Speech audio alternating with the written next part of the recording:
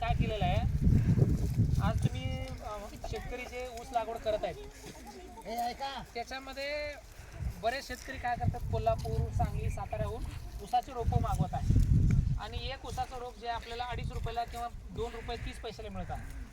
मग ते रोप जे आहे आणून लावणे आणि हे सगळं महागाई खर्चिक आहे. मग ते करण्यापेक्षा स्वतः शेतकऱ्यांनी स्वतः रोप तयार करावेत आपल्या शेतात आणि ते खर्च वाचवावं. याचं रोप तयार करण्याचा खर्च 1 रुपया आहे. मग किती रुपये? एक डोळा जो आहे त्याचं 1 रुपया आहे. तर या पद्धतीने इथं आपण काय केलेलं आहे, अगोदर खाली फाट आतून घेतलेला आहे, त्याच्यावर आपण 2-2 टोपले माती टाकलेलं आहे. त्या मातीतलं उकळीड्यातलं शेणखत टाकलेलं आहे.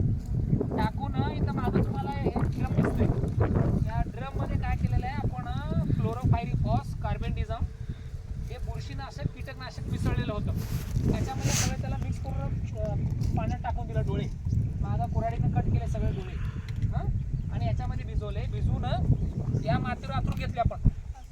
आतरून घेतल्यानंतर ना काय केलं, वर परत त्याच्यावर माती टाकलंय आणि त्या मातीमध्ये शेणखत मिसळलं आपण आणि मिसळून झारीनं पाणी मारून वर काय टाकलेलं आपण, पाचट टाकलेलं आहे. तर या प्रकारच्या नर्सरीला काय म्हणतो आपण, सुपर केन नर्सरी असं म्हणतो.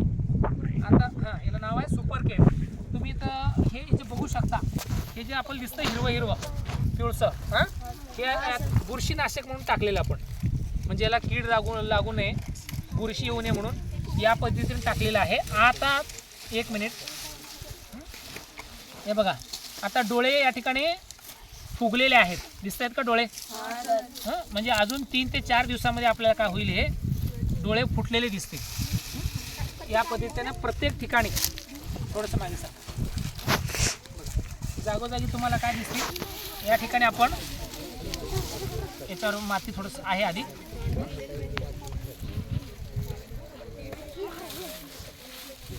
हे बघा इथं सुद्धा डोळे फुटत आहेत. हे डोळा फुटत आहे का?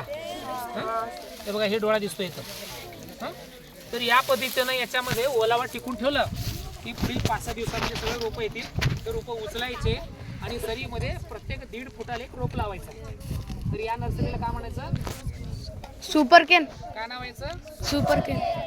सुपर केन. केन म्हणजे ऊस, शुगर केन म्हणतो ना. तर केन हे ऊसाचं नाव आहे, त्याला नाव जोडलेलं सुपर केन.